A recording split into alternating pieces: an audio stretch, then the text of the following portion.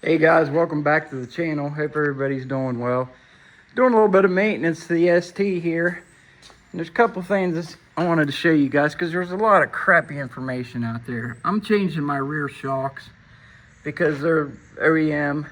This car's never been modded. It's still got the tags on the springs. It's a Southern car and it's clean. But I wanted to show you guys this. You don't have to drop the sway bar to change your rear shocks. Get your ratchet in there. It's a 15. Get a short and use your 3/8. And if you got a rubber mallet, just get up there and tap on your ratchet till it breaks loose. I've already got mine broke loose. And there's nothing to it. And then up here, if you're like me and you don't have a hoist, just get some extensions and bust them 13s. That's pretty loose on this one. But yeah, that's all you got to do for this. And the same goes for the other side. That's all and if you don't have one of these sand mallets, just use a regular hammer on a crappy ratchet. And another thing, these cars are notorious for rust on these dog legs. Thank God this car doesn't have any.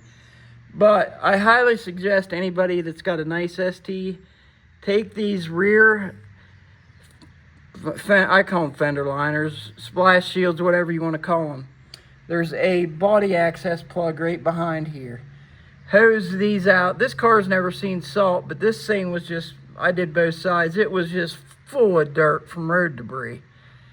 And this car is not going to be a daily driver. It's not no more once I found out the build number and all that crap. But anyway, there's a body plug in here. Take that plug out, get your shop vac, sweep all the debris out. And I got the good rubberized undercoat. Don't use truck bed liner. Use POR15 if you really want to. That's the best if you do got rust. I had some peeling, but nothing major because all that water traps from the ground effect up here. But anyway, should have filmed this before I put my liners back in.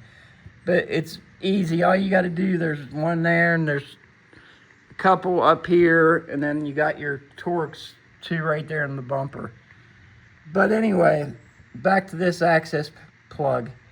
Get in there, clean it out. If you got rust, sweep it out.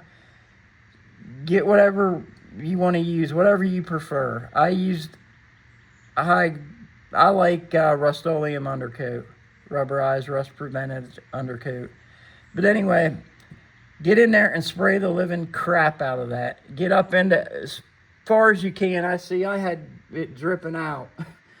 But I just wanted to let guys know that don't know that, because like I said, all these rot right through here, all of them, because that metal is so thin right through here.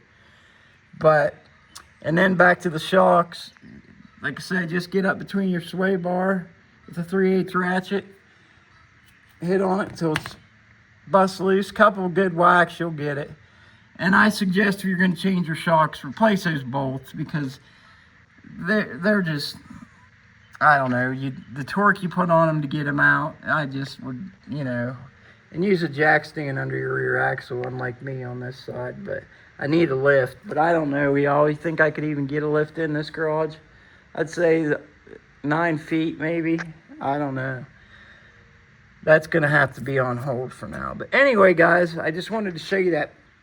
If you got a Focus ST, a nice SE hatch, a nice base Focus that you want to take care of, take these out, because I'm sure the 4-door sedans are the same. Get in that access panel, clean it out really good.